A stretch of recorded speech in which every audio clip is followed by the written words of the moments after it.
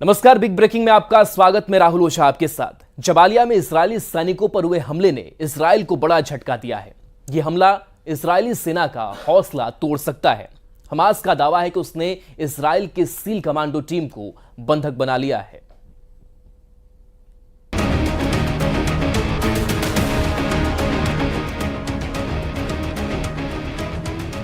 इन तस्वीरों ने इजरायल में तूफान ला दिया है।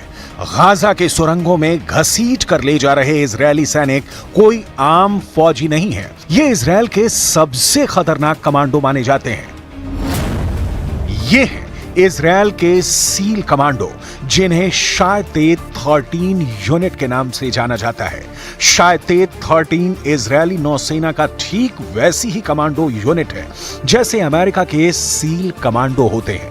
यह यूनिट इजरायल के इंटेलिजेंस ग्रुप शिन बेत के तहत ऑपरेट करती है। यही वजह है कि हमास के हमले ने शायतेत 13 कमांडो की पूरी टीम के रुतबे को चकनाचूर कर दिया है। पूरे इजरायल में यह वीडियो वायरल हो चुका है। इन तस्वीरों को देखकर नेतन्याहू के कैबिनेट में कोहराम मच गया है। जिस फोर्स को इजरायल की सबसे एलीट कमांडो यूनिट माना जाता था, उस पर हमास ने पॉइंट ब्लैंक रेंज से हमला किया है। शायतेत 13 यूनिट पर हुए इस हमले में कितने कमांडो मारे गए, कितने कमांडो बंधक बने, इस पर पूरे इजरायल में खामोशी छाई हुई है। गाजा के शायतेत 13 का मारा जाना नेतन्याहू के लिए बहुत बड़ा सदमा है। हमास का दावा है कि उसने कई इजरायली कमांडो को बंधक बना लिया है। अब जबालिया में हमास और शायतेत 13 के बीच हुए इस एनकाउंटर की पुष्टि कैसे हो रही है, इसे बहुत गौर से समझिएगा, क्योंकि इजरायल इस बात को मानने के लिए तैयार नहीं कि उसके सैनिक गाजा में हुई लड़ाई के दौरान बंधक बना लिए गए हैं। हमास ने जो तस्वीरें जारी की हैं, उसके कमांडोज के कपड़ों और हथियारों में कई ऐसी चीजें हैं जो इस बात की तरफ इशारा करती हैं कि इस एनकाउंटर में शायतेत 13 यूनिट शामिल थी। इसमें है चेक गणराज्य की बनी हुई स्कॉर्पियन ईओ राइफल, जो सिर्फ इजरायल की शायतेत 13 कमांडो यूनिट इस्तेमाल करती है। स्कॉर्पियन ईवो राइफल में आगे लगा है साइलेंसर। इसका इस्तेमाल भी इजरायल की सील कमांडो यूनिट यानी शायतेत 13 ही करती है। शायतेत 13 इजरायल की खुफिया एजेंसी शिन बेत के तहत आती है और शिन बेत की रिपोर्टिंग इजरायल के प्रधानमंत्री यानी बेंजामिन नेतन्याहू को है। यानी अगर गाजा के जबालिया में शायतेत 13 को हमास ने घेर कर मारा है, तो समझ लीजिए कि पूरे इजरायल और खासकर उनके कैबिनेट में सबसे बड़े टारगेट पर बेंजामिन नेतन्याहू ही होंगे। इजरायल की खुफिया एजेंसी 3 हिस्सों में बटी है। पहली है शिन बेत, जो इजरायल की आंतरिक सुरक्षा देखती है, खुफिया जानकारी जुटाती है, ऑपरेशन करती है। दूसरी है अमान, जिसे मिलिट्री इंटेलिजेंस कहा जाता है। और तीसरी है मोसाद, जो विदेशों में इजरायल के खुफिया ऑपरेशन को अंजाम देती है।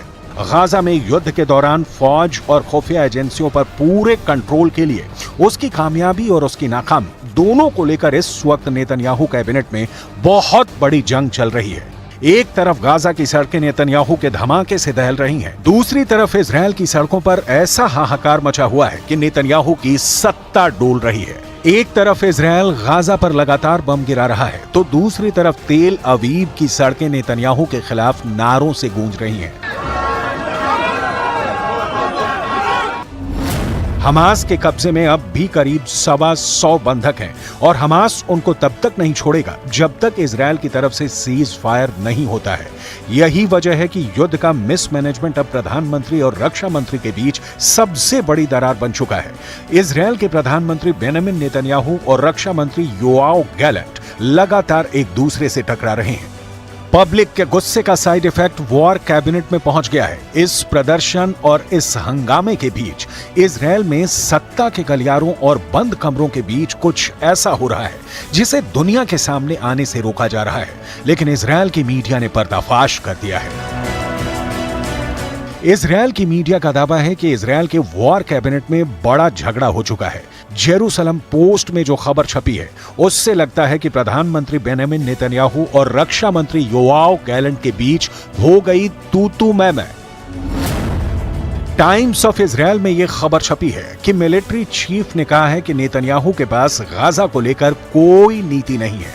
नेतन्याहू पब्लिक से लेकर अपने वॉर कैबिनेट तक घिर चुके हैं।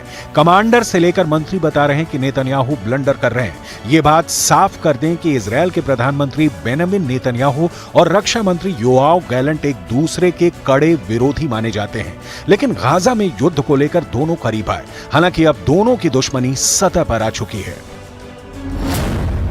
एक बड़ी मीटिंग में नेतन्याहू थे, रक्षा मंत्री गैलेंट थे और साथ में इजरायल की सिक्योरिटी एजेंसी शिन बेत के चीफ रोनेन बार भी थे। इजरायल की मीडिया का दावा है कि रोनेन बार ने कहा, हमारी रक्षा मंत्री से बात हुई। इस दौरान सभी मोर्चों पर गहराई से चर्चा हुई।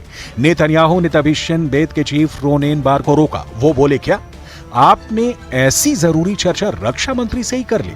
इस बार शिन बेत के चीफ रोनेन बार ने कहा, हां, इसमें सवाल किस बात का है? तब नेतन्याहू ने कहा, जितना मुझे याद है शिन बेत और मोसाद ये दोनों प्रधानमंत्री के तहत आते हैं। ये बात रक्षा मंत्री यो गैलेंट को अखर गई। गैलेंट ने नेतन्याहू से फौरन पूछा कि आप रक्षा मंत्री को युद्ध पर जरूरी बात करने से रोक रहे हैं। इस मामले में आप क्या करेंगे अगर रक्षा मंत्री का इसमें दखल नहीं होगा? इस पर नेतन्याहू ने कहा, युद्ध को लेकर जो चर्चा होगी वो यहीं मेरे साथ होगी।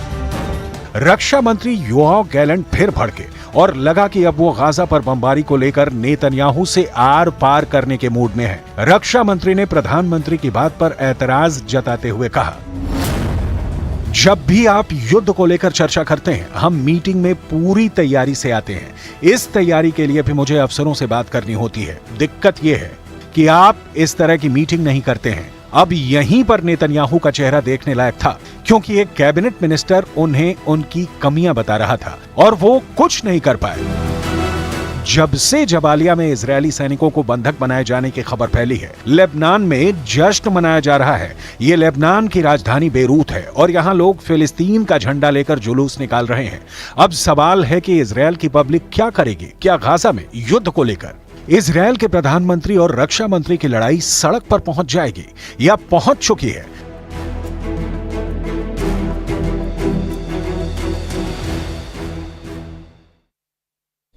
गाजा के पास इसराइल और मिस्र की सेना के बीच लगातार जंग देखने को मिल रही है। ये रिपोर्ट देखिए।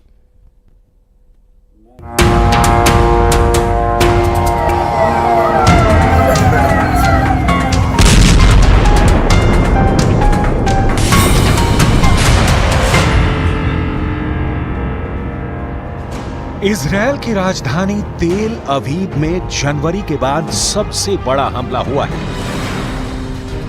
ये रॉकेट अटैक के बाद उठ रहा धुआं है। तेल अवीव में अजीब सी दहशत फैली हुई है। गाजा से कत्यूशा रॉकेट फायर करके हमास ने साबित कर दिया है कि वो खत्म नहीं हुआ है। गाजा के रॉकेट मेन सुरंगों के अंदर और सुरंगों के बाहर एक बार फिर लैस हो चुके हैं। हमास की रॉकेट फोर्स लगातार एक्टिव है। इजरायल में लगातार सायरन बज रहे हैं।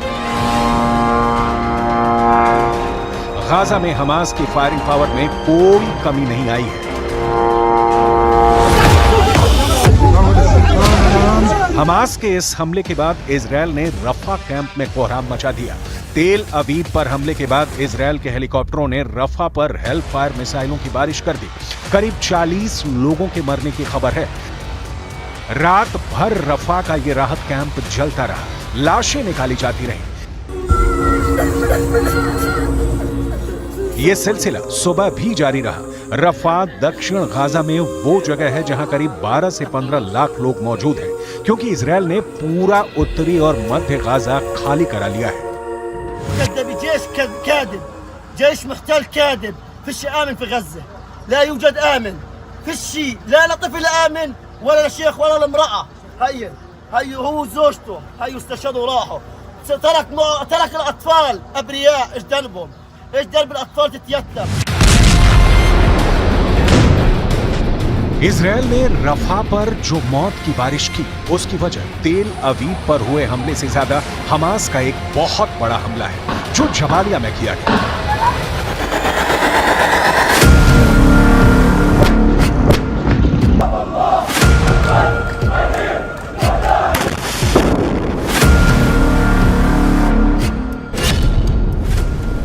मारे इजरायली सैनिक, हमास का खूनी हमला। जरा इस वीडियो को देखिए। हमास के लड़ाके एक सुरंग से इजरायली सैनिक को घसीट कर बाहर की तरफ ले जा रहे हैं। हमास ने अपने इस वीडियो में दावा किया है कि हमने सुरंग युद्ध में इजरायली सैनिकों को न सिर्फ जान से मार डाला है, बल्कि कई इजरायली सैनिकों को बंधक बना लिया है, उनके हथियार भी जब्त कर लिए हैं। ये वीडियो उत्तरी गाजा के जबालिया कैंप का बताया जा रहा है। हम आपको एक एनिमेशन के जरिए बताते हैं कि आखिर हमास ने इजरायली सैनिकों को इतनी आसानी से कैसे मार डाला, क्योंकि इजरायली सैनिकों के पास न सिर्फ घातक हथियार और हाई टेक्नोलॉजी मौजूद थी, बल्कि मरकाबा टैंक और फुल बैकअप पीछे से मौजूद था। हमास के दर्जन भर लड़ाकों ने सबसे पहले जानबूझकर सुरंग में अपनी लोकेशन इजरायली सैनिकों को दिखा दी। जैसे इजरायली सैनिकों को लगा कि सुरंग के अंदर दर्जनों हमास के लड़ाके छिपे हैं, वो तुरंत घातक हथियारों के साथ सुरंग में घुस गए। सुरंग में इजरायली सेना की स्पेशल यूनिट के कमांडो घुसे थे। जैसे ही हमास का पीछा करते हुए इजरायली सैनिक सुरंग में घुसे, तभी सुरंग में हमास ने जोरदार धमाके कर दिए और उन पर गोलियों की बौछार कर दी। हमास ने दावा किया है कि उसने इजरायल के कई सैनिकों को सुरंग में मार डाला है और इजरायल की स्पेशल फोर्स के कमांडोज को बंधक बना लिया है। अल कसम ब्रिगेड्स के प्रवक्ता अबू उबैदा ने कहा, हमारे लड़ाकों ने इजरायली सेना को लालच देकर एक सुरंग के अंदर हमला करवाया और फिर इजरायली सैनिकों को मार डाला। كانوا ولا زالوا لقوات العدو بالمرصاد، فنفذوا عشرات العمليات ضد قواته على مدار أكثر من أسبوعين في جباليا ورفح وبيت حانون وفي كل محاور العدوان والتوغل. وكان آخر هذه العمليات عملية مركبة نفذها مجاهدون عصر اليوم السبت شمال قطاع غزة.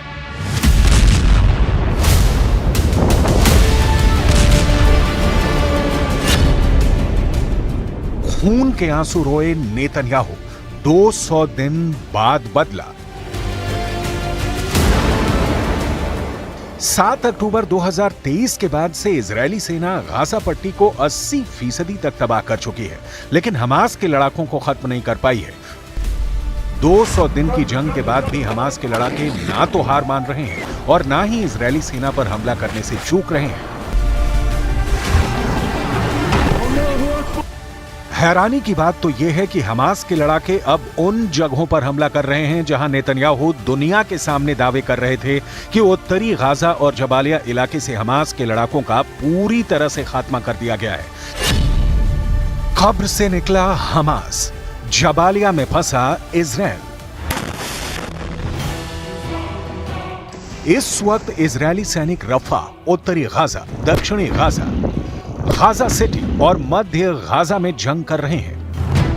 पश्चिमी देशों के वॉर एक्सपर्ट साफ कह रहे हैं कि 200 दिन से ज्यादा की जंग के बाद इजरायल रफा में फंस गया है। जरा देखिए, हमास के लड़ाके हाथों में हथियार लिए एक बार फिर से इजरायल के खिलाफ एकजुट हो चुके हैं। जनाजे में उमड़ी भीड़ साबित कर रही है कि भले ही इजरायल 10,000 से ज्यादा हमास के लड़ाकों को मार चुकी है, लेकिन हमास के लड़ाकों की संख्या में जरा भी कमी नहीं आई है। शायद यही वजह है कि रफा में इजरायल के भीषण हमले के बावजूद हमास की लड़ाकू क्षमता में कमी नहीं है। 6 मई 2024 से दक्षिणी गाजा के शहर रफा में इजरायली सेना ने हमले शुरू किए। रफा में 20 दिन से ज्यादा की भीषण जंग में इजरायल की आईडीएफ ने हमास के 70 ठिकानों पर हवाई हमले किए। इजरायल की आईडीएफ ने दावा किया है कि उसके सैनिकों ने मरकावा टैंक और भारी हथियारों के साथ रफा में ग्राउंड ऑपरेशन किए हैं, जो सफल रहे हैं।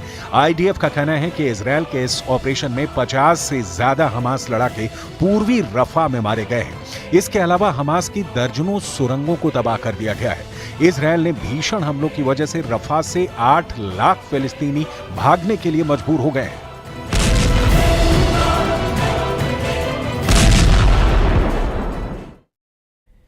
बिहार में प्रधानमंत्री नरेंद्र मोदी के भाषण के बाद मनेर के